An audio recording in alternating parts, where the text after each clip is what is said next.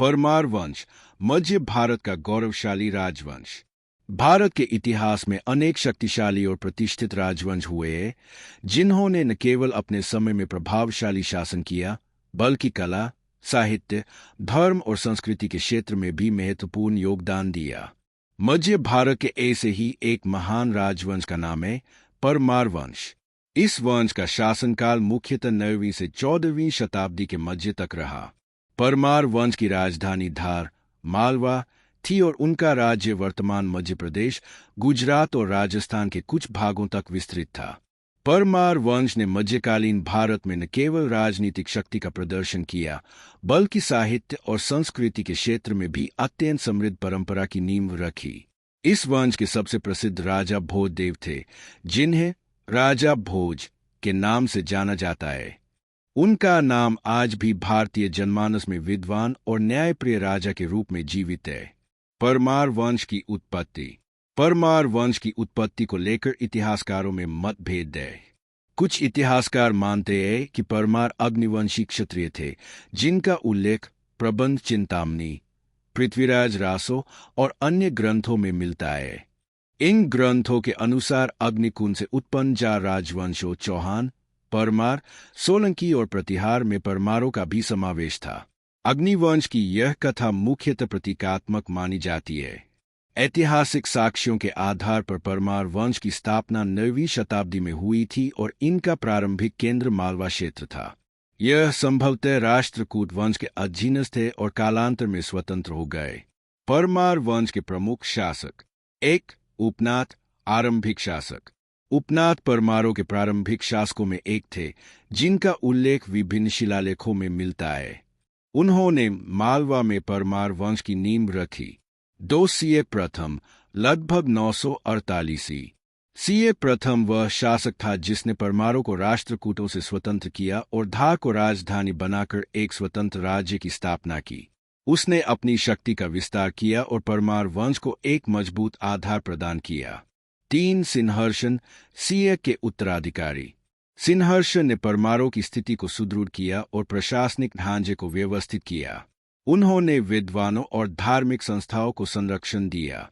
4. राजा भोज, 1010 से 1055। राजा भोज परमार वंश के सबसे महान और प्रसिद्ध शासक थे। वे एक महान योद्धा, कुशल प्रशासक, विद्वान, लेखक और कला प्रेमी थे। उन्होंने धार को एक सांस्कृतिक और शैक्षणिक केंद्र में परिवर्तित किया। उनके नाम पर भोजशाला प्रसिद्ध है, जो उस समय का प्रमुख शिक्षा केंद्र था।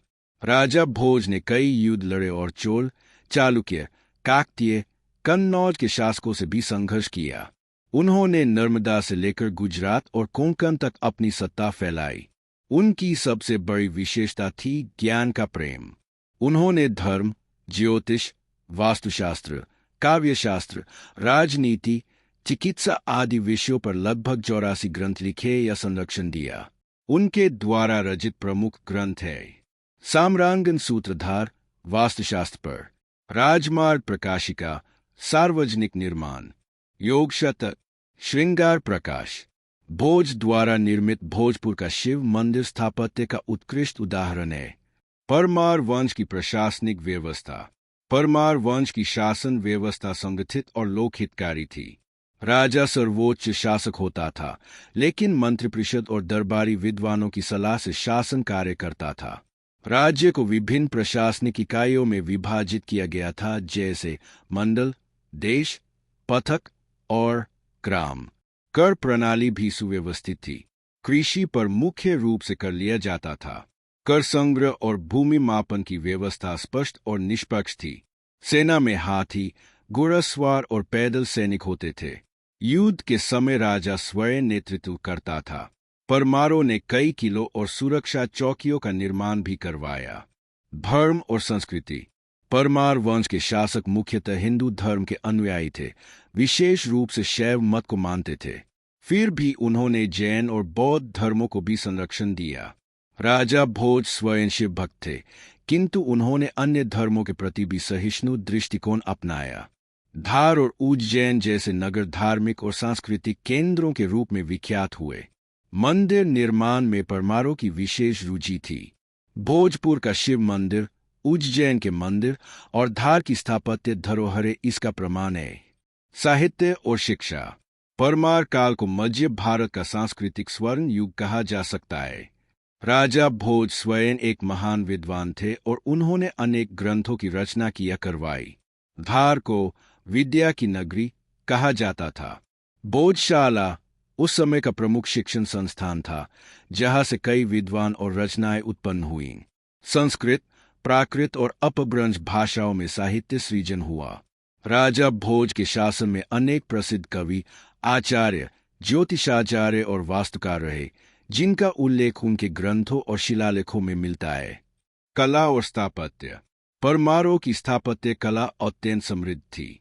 उन्होंने मंदिर, जलाशय, किले और नगरों का निर्माण करवाया।